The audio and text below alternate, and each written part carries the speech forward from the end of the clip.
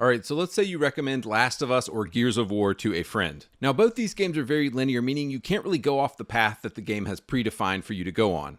So your friend plays the game and comes back and says, "Dude, Last of Us sucks. I tried heading off in a random direction and I just keep running into walls. Exploration in that game is terrible." So I imagine the next thing you will say is these magic words: "You're playing the game wrong." You would explain to him how Last of Us isn't an open world game, it's a linear story game, so he is playing the game wrong. To give another example, Prey is one of my favorite games, and the game is at its best when you're getting out of sticky situations with creative solutions. But if I see somebody running through the game just killing stuff as quick as possible like it's Doom 2016, I'm going to stop them and say, "You're playing this game wrong." So the first thing I want to establish is that yes, there are right and wrong ways to play most games. The reason I'm making this video is that I have often found myself playing a game wrong, and when I learned to play the game right, I enjoyed it quite a bit more. Alright, so in this video, I'm going to talk about 4 games I started out playing wrong, learned the correct way to play, and now I enjoy them much more. They are, drumroll, Rainbow Six Vegas 2, Cyberpunk 2077, Fallout New Vegas, and Skyrim.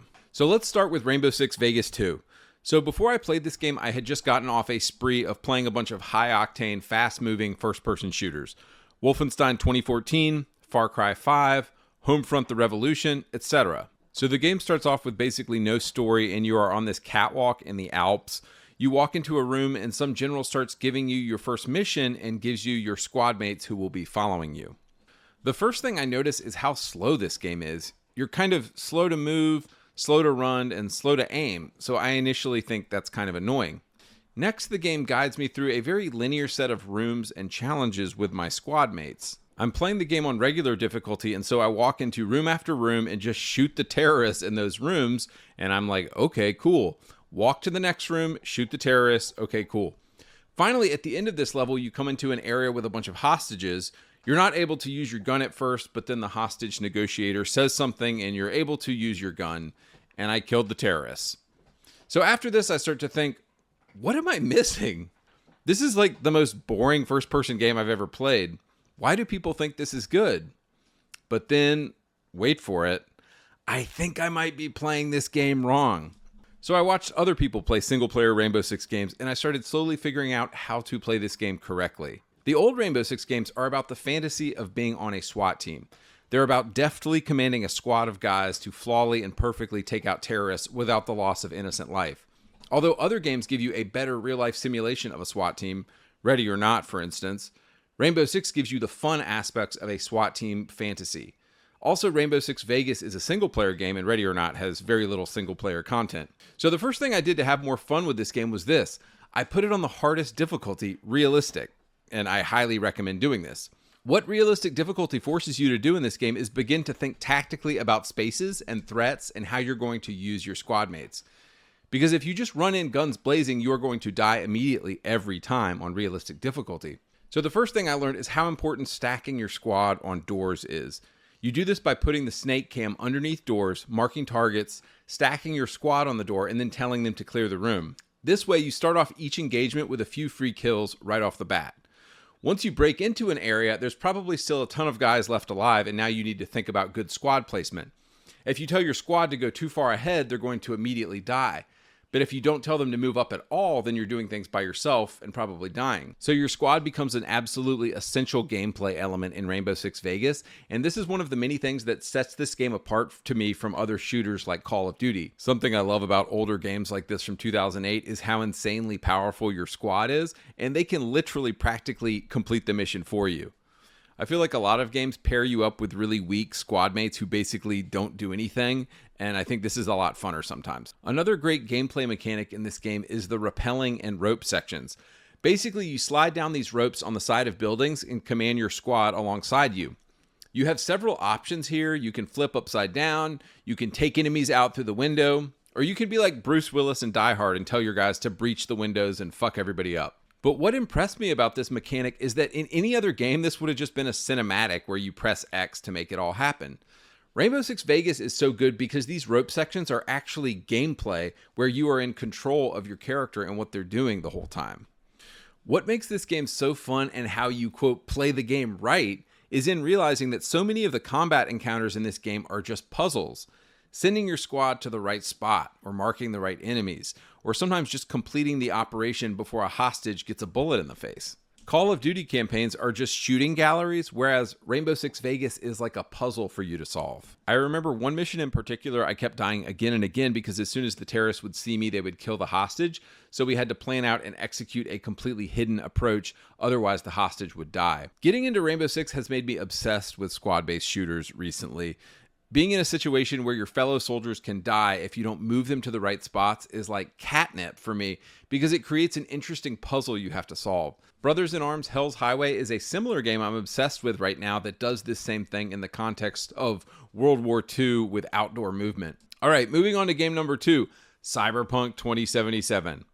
So this one is not about me, but my good buddy and friend Thomas, who is a huge Dark Souls guy. Thomas played Cyberpunk for a while, and I think he might have even beat it. I asked him what he thought about the game, and he said, quote, "I couldn't get past how bad the AI was." Now, although I can see what he is saying, I had to respond with, wait for it, "You're playing the game wrong." Yes, the AI in Cyberpunk is not great. Yes, the AI in Fallout 4 is not great. Yes, the AI in Skyrim is not great. But if you're talking about the AI in these games, I'm concerned you might have missed the point of these games. Let's zoom out for a second and think about the design philosophy of these open world RPGs. All of these games are open world RPGs, and Cyberpunk in particular will let you build any kind of character you want. You can create a physical build where you beat the shit out of people with your hands. You can have a sniper build where you stay tucked away from the action. You can have a stealth ninja samurai build where you sneak around. You can have a hacker build where you hack devices and don't get your hands dirty. Or you can have a Rambo build where you just go in guns blazing every single time. Now let's think about this. Do you want an incredibly smart, tricky AI that outfoxes you in every situation and sees you coming from a mile away in all of these different builds? No! Open world RPGs like Skyrim and Cyberpunk are the most fun when your enemies have somewhat predictable movements and behavior. I'm sure we've all seen these badass Cyberpunk clips where the guy goes invisible and zooms around the level and time slows down and he takes everybody out before the first alarm is raised. This guy is able to do this because the movement of enemy patrols in the game is fairly predictable. Throw a super smart AI into the game and it kind of spoils all the fun you can have by tinkering around with different builds.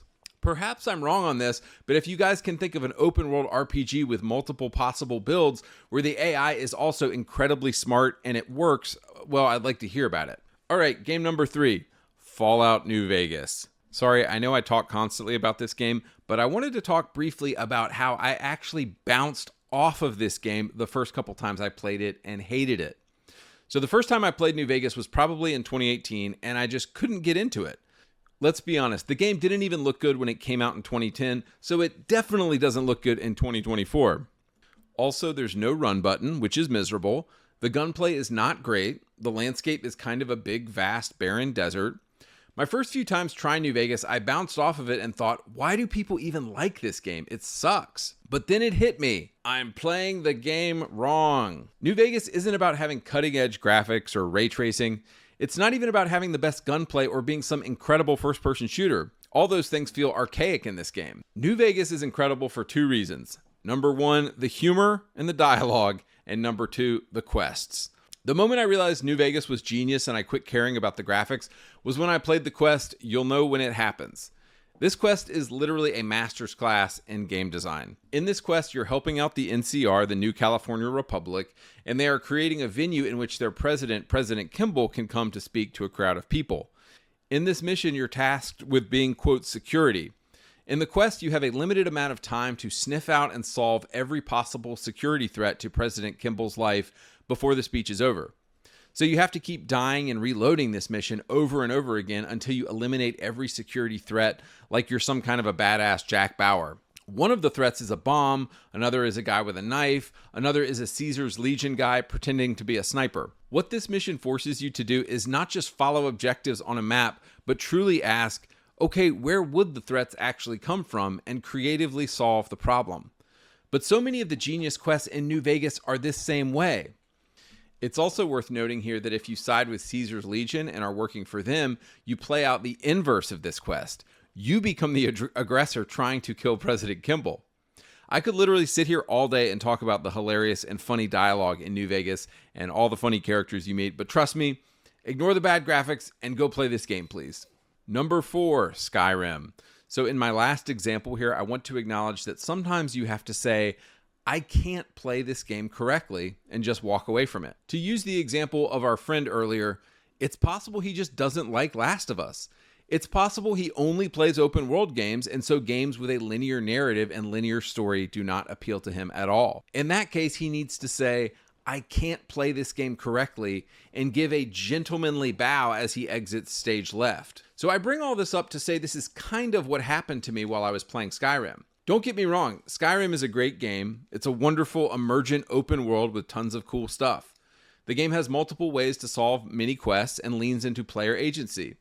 The game has you riding a horse and fighting skeletons and even fighting a friggin' dragon in the first 2 hours of the game. You can get married, you can have a house, you can become a thief. Skyrim is an absolute masterpiece. But here's the thing, guys. I don't really like medieval games. And yet I can still fully acknowledge the brilliance of Skyrim, and I can see how good it is, and I can even admire how good it is, while I also say that I can't play this game correctly because this game is not for me. Medieval games do not appeal to me, therefore it is not possible for me to play this game correctly. When he created Skyrim, Todd Howard leans into all of the fun aspects of the medieval low fantasy. Anything fun you've been able to do in any medieval fantasy story, Todd has thrown into this game. But again, I cannot play it correctly. So in closing, the first 3 games I mentioned here are all games that I learned to enjoy because I was playing them wrong. I went from not liking these games to liking them once I started playing them right. But I intentionally included Skyrim as well because sometimes, even when you are playing a game correctly, you're still not going to like it. So it's important to acknowledge that not every game is for you, and even playing a game correctly sometimes won't make you like the game. All right, those are my thoughts. I'm out.